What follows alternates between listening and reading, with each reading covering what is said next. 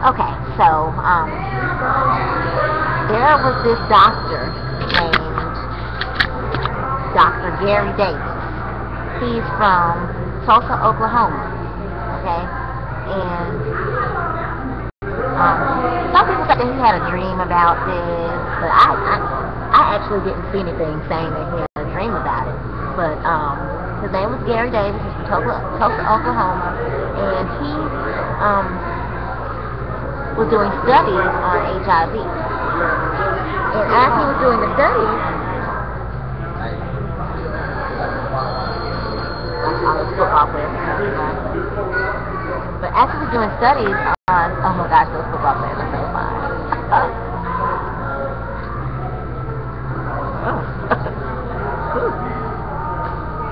Okay, anyways, so he was doing studies on HIV, and he actually injected the HIV virus into one of his goats. And like the next day, when he went to go test the goat did not have the HIV virus, and the goat actually had produced some type of antibodies against the virus in order to keep from catching the disease. So as the antibody numbers was like at their peak, he drew blood from the goat. And so I guess he did some type of study where he separated the antibodies from like the rest of the blood and stuff. He took that and then he mixed it with like some, don't let me get technical because I'm not a doctor, but he mixed it with something else, like some type of clear liquid. I'm thinking saline, I'm not sure. It looked like saline. But so he took that and he wanted to do some type of study. Okay, and so when he applied for the patent to the FDA so that he can start on some studies, they were like, nah, not having it. Which I think was kind of like bad on the FDA's part, because you should be open to anybody trying to have some. I mean, not anybody, but he's a doctor. You should be open to doctors who have like new ideas and they want to get started on these tests. And you can't really say, oh, it's for health reasons, because all that shit that the FDA approves and kills people and causes cancer and does all kind of bad things to people, and they let those things get approved. So it shouldn't be a problem to start testing, on new ideas and for HIV and cancers and things like that. But anywho, so he said no. So he ended up going over there to Africa, a country in Africa. I'm not sure which country it was. What country did he go to? I would look it up, but it's going to take me too long. But he went to a country in Africa. I want to say Uganda, but I'm not sure. And there was this lady that like joined him in his quest, and she was a witness also. So they started like this clinic over there, and a lot of the HIV patients started coming to this clinic. So he was injecting this goat serum inside of these patients, and on one account the guy came in limping, and he was already disabled and he couldn't work because of his crippling disease. And by the time he took the serum, like a couple of hours later, he was like walking out, and he went to work the next day. He went to go find work the next day. So then when that one worked, they're like, we got something going here. Okay. So I think all to get, like, people started coming in. Like, I got it. I want to be cured. I got it. I want to be cured. And within hours, these people were, like, better than ever. Like, they never even had it. And so,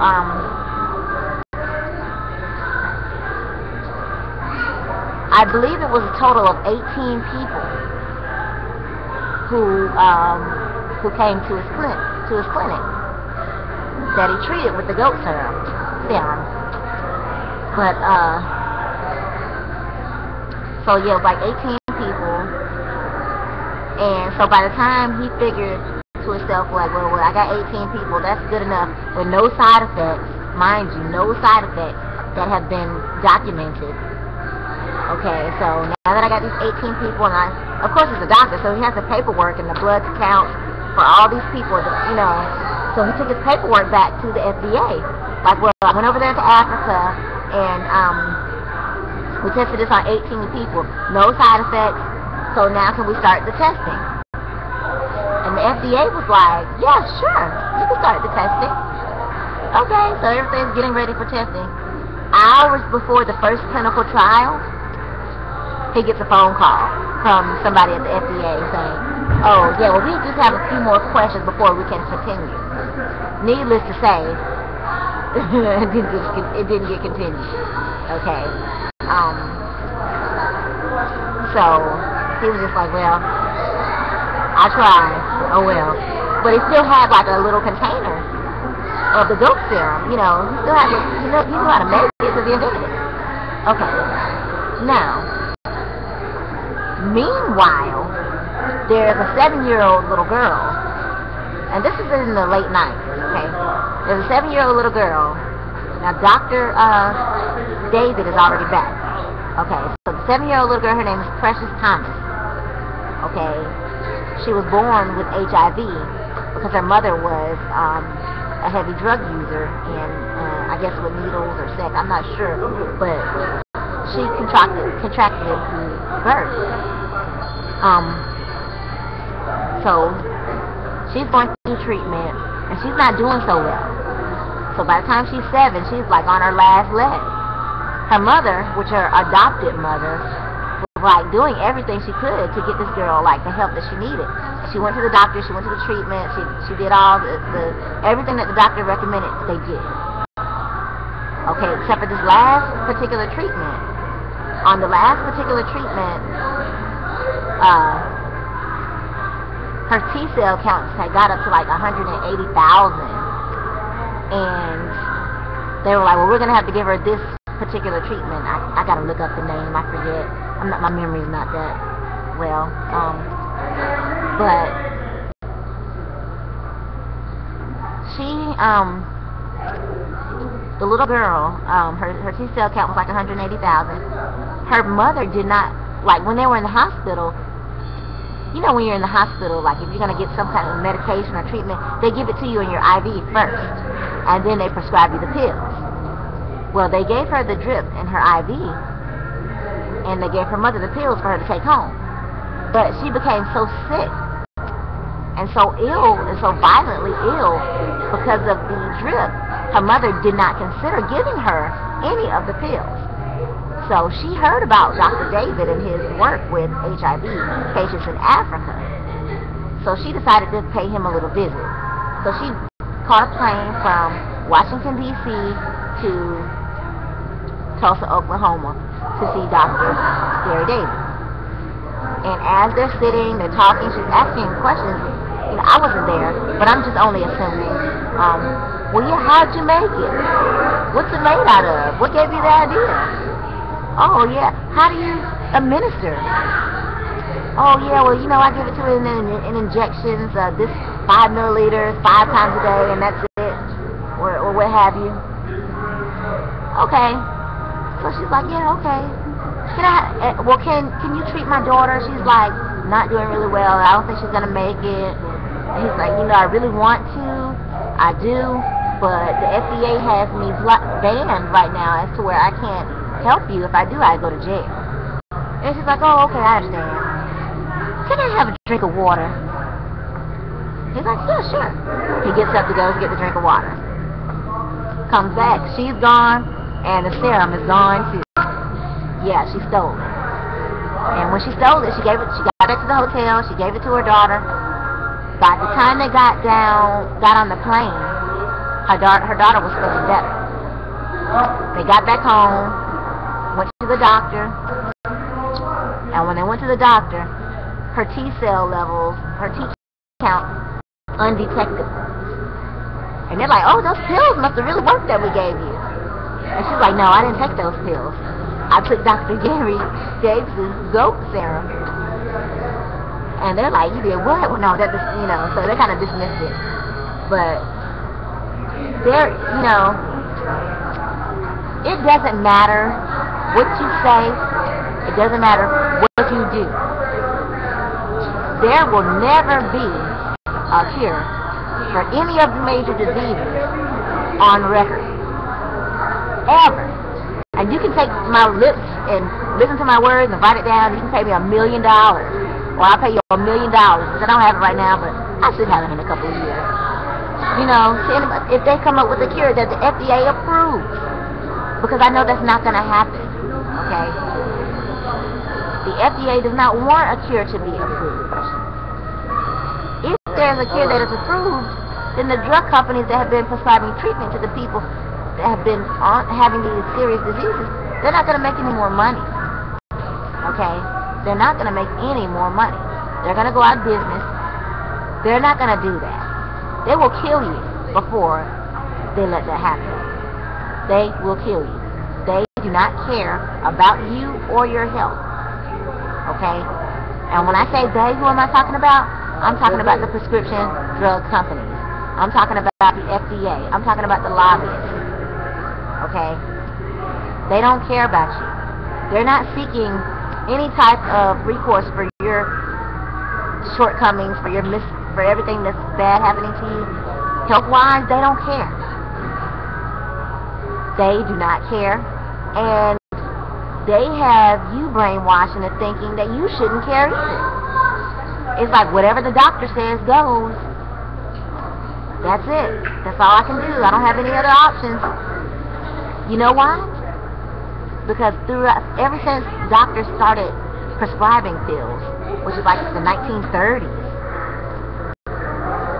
okay, ever since like the 1930s, they've weeded out all the holistic doctors.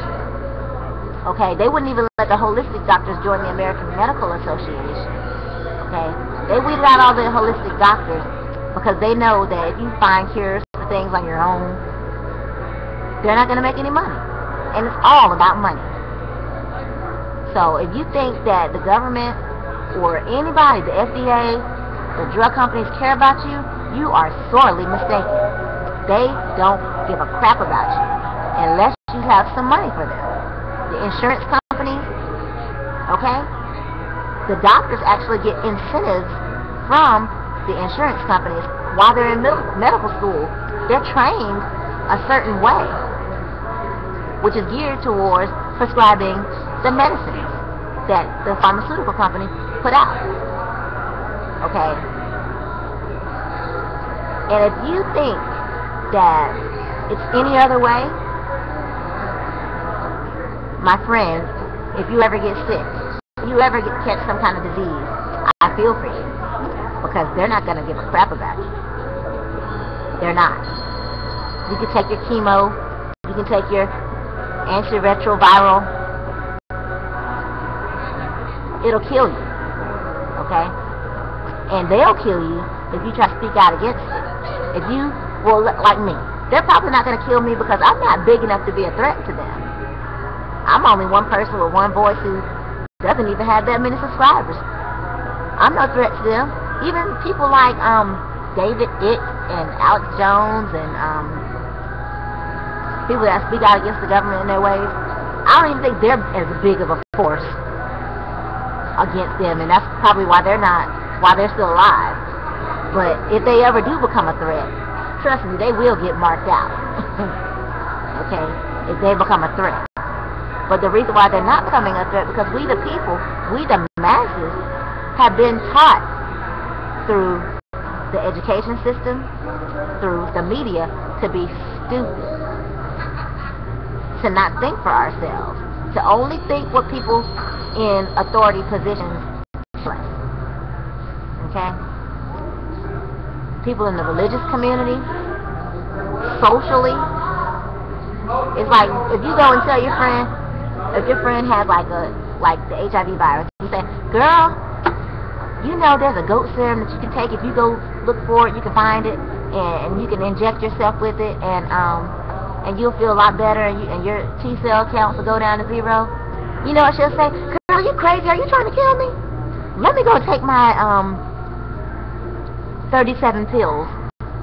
Now that's gonna kill you. That's gonna kill you. That's wearing down your immune system, and that's what AIDS actually is, acquired immunodeficiency system. And if you keep taking all that crap, all those poisons that's wearing your immune system down, eventually you will have AIDS. I'm sorry, this is just the truth, the cold hard truth. So, yeah. I hope you have been enlightened by the things that I have said. If you have not, or if you do not agree with what I'm saying, then that's fine too. But I just hope you don't ever get sick or catch a major disease for your sake, because nobody else is going to care, and people are just trying to get your money one way or the other. And if you don't have it, you are just out of luck. So, don't forget to visit my website at www.easypaychecknow.weebly.com if you'd like to make some extra money. And by me extra, I mean like $80 a day, $120 a day, depending on how many referrals you get. It's referral marketing. It's very simple. Okay? And as always, have a good day. Bye.